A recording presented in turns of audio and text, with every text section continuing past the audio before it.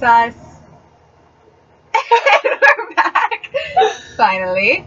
We have another new guest, as you'll see. This is Ice. Hey. And of course we are back with your very favorites, My Angelica. It's been a while. But it's T's turn to read. So we're gonna get some George action again, because y'all know how I love that. 11, guys! George. When I left Sage's place, I thought hard about what to do with Angelica. I was burdened with more Angelica than I could stand. Somehow this character had become a living being. She'd been alive since the 5th grade, doing incredible, unbelievable, ridiculous things. I looked down at the sheaf of paper in my hands and flipped through a few pages. The tiny diamonds were glued to her long fingernail tips. ... Angelica grabbed a hold of the buffalo's horn with a gloved hand and in a single bound pulled herself aboard. ... One-eyed Indian slithered, wrapping himself snake-like up the tree, hiding in the ... I closed my eyes, shaking my head. Angelica, I've got to get rid of you, but how? I looked at the manuscript. No answer. Come on, Angelica, you know what to do. I turned to near the end of the partial book. Angelica, naked except for her Lady Godiva-type hair, galloped across the plains. Her firm... What? I burst out. Maybe this book wasn't quite what I'd thought. I flipped to the next page. Her firm grip on the saddle horn never ceasing despite the spray of arrows and bullets that echoed in the dark night around her. Oh. Come on, Blandford, think what to do. What can you do? I was home now. I paced up and down the driveway. I didn't want to go in where Mom and Dad were enjoying fine literature together. Oh, all right. They were watching TV, but I still didn't want to go in. I sat down on the bumper of Dad's Jeep. I could rewrite the whole thing. No, that wouldn't work. There wasn't enough time, and that was cheating. Hide Angelica in my room and set the house on fire. Probably not a good idea. Not after all the decorating Mom had done, getting things all just the way she liked them. If I burned down our house to get rid of Angelica, my parents would be unhappy with me. Earthquake? I shook my head. That was plain dumb. If I could control the elements, maybe, but the chance of an earthquake happening in our area was slim. Of course, there could be a nuclear war. Now that's an idea! I can only hope, I said, and walked inside the house. But knowing how much Sage loved Angelica, I'd be expected to save my half of the novel despite radioactive fallout. No nearby volcanoes, so I couldn't sacrifice the manuscript to the novel gods. Thieves do not usually steal handwritten manuscripts. I went into the living room. Mom and Dad snuggled on the sofa watching a documentary. The light from the TV shone a bit on Dad's bald head. "Oh, George," Mom said. Mom said, "Want to come in and watch this with us?" "No, thanks. I'm going up to bed." "Good night," my parents said. I walked upstairs and went in the bathroom to shower. Then I climbed into bed. I thought of Sage standing close, so close that I could see the tiny curls near her forehead. I could even smell her breath. Spearmint. Her breath was spearmint. I lay in bed thinking of Sage. If she weren't waiting for the right guy, I would have kissed her. There in her living room, with Morgan watching. Why didn't I know some more Native American words? I couldn't fall asleep. I got up and went to call Andrew. "It's me, Darby," I said when he got on the phone. "I'm busy," he said. "Doing what?" "Thinking." "Having any severe headache pain?" "Ha ha," Andrew said, and then he snorted. "Hey, Blandford, tell me something." "All right. It's best to choose cheeseburgers instead of swallowing whole bites like you do." I settled into my desk chair, and turned on a game of Free Cell on my computer. I could hear the low hum of the TV coming from downstairs. "You're a genius, Blandford," Andrew said. "I'm wondering a couple of things. The end of the world is near. It seemed that way to me." Darby ignored that comment. "Why aren't you entering the contest?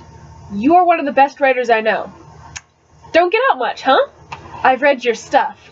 I've been in English with you. I see what you contribute to the paper. Your point? You need to enter. Well, I'm not going to. Not even if we put a little money on it? Darby asked. You've got the contest rigged, don't you? Blandford, your intelligence amazes me. I think you and I could sweep the contest if we both entered. The idea of a sweep is worth losing a little money. I sighed. Sage popped into my mind, and I felt a bit of happiness. Then Angelica-like fear ran through me. Don't wanna. Do it anyway. What have you got to lose? If you enter and don't win, no big deal. But if you win, or even place, I'll give you $20. That's a few hours of work at the Gazette. Thought for a moment.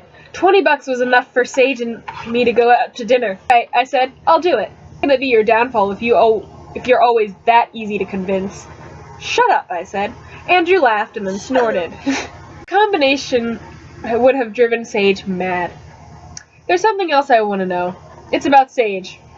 You got a crush on her too? I asked. I'm surprised the entire male student body and staff at school aren't in love with her. I mean, I am. She's not that great, Blandford. I've been telling you that for ages. You don't know nothing, I said, relieved. Not that Sage would ever be interested in Andrew. Doesn't Sage know that one girl? That Cherry Peterson girl? Oh, I felt my eyebrows raise up on their own. No way, I said. No way. Does she or doesn't she? No way, Darby. You're a nutcase if you're interested in her at all. Haven't you seen her shoes? Andrew asked. Man, you've gone schizo on me. Don't tell me how to live my social life. You are, after all, smitten by Sage Oliver.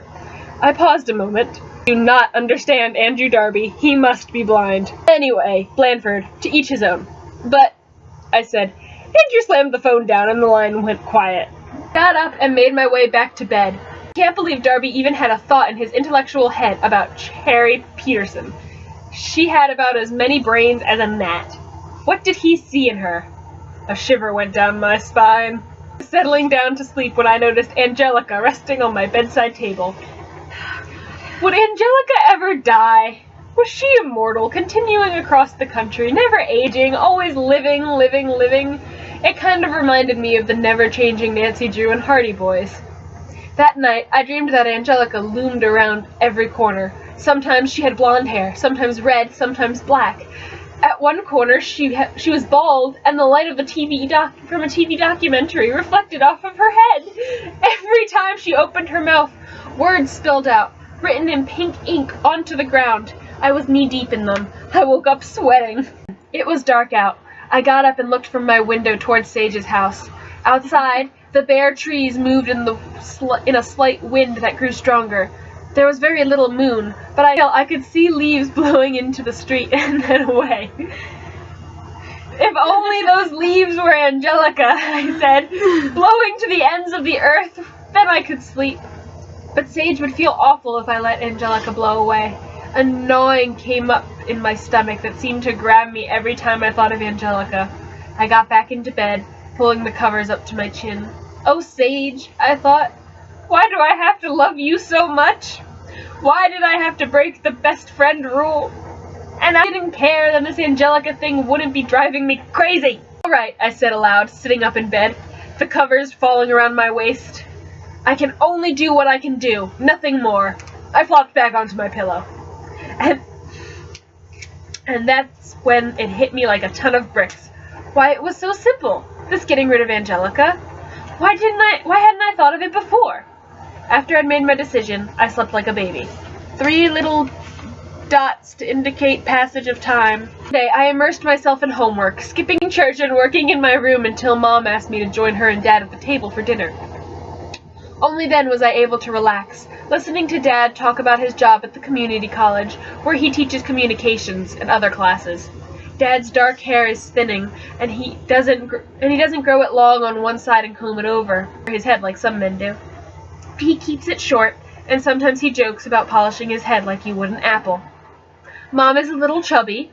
Her dark hair grows to her shoulders and is getting gray at the temples. Dad says she looks distinguished and tells her that he doesn't want her to color it. Mom works as a decorator part-time. One of her favorite things is to is to make custom wreaths. She loves working with people. She likes pleasing them with her artistic ability. Dad had Mom and me laughing about a girl in his media and arts class who always writes papers with amazing dedications. Dedications, Dad said, are so good. I read her paper first, because I know I'll be entertained for a whole 5 minutes before I start into the drudgery of reading other people's work. Angelica, I thought. Dad would think Angelica is drudgery. As an example, Mom said, picking up a chicken leg and taking a bite out of it. Dad thought for a moment. Okay, she started one paper, something like this.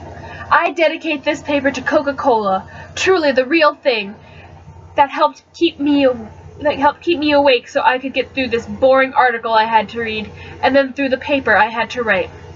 If it were not for this most amazing drink, I would still be slumbered in slumber over my computer, typing out zzz with my nose.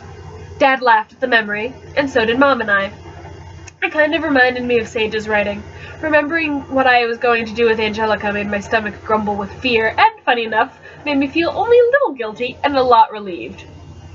My plan to out-and-out lie. End of Chapter 11.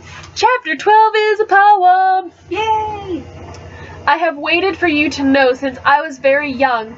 I have waited for you to see my heart as it really is. I have waited for you breathless each day. I have waited for you to be beside me. I have longed to stay near you. I alone have waited for you to know.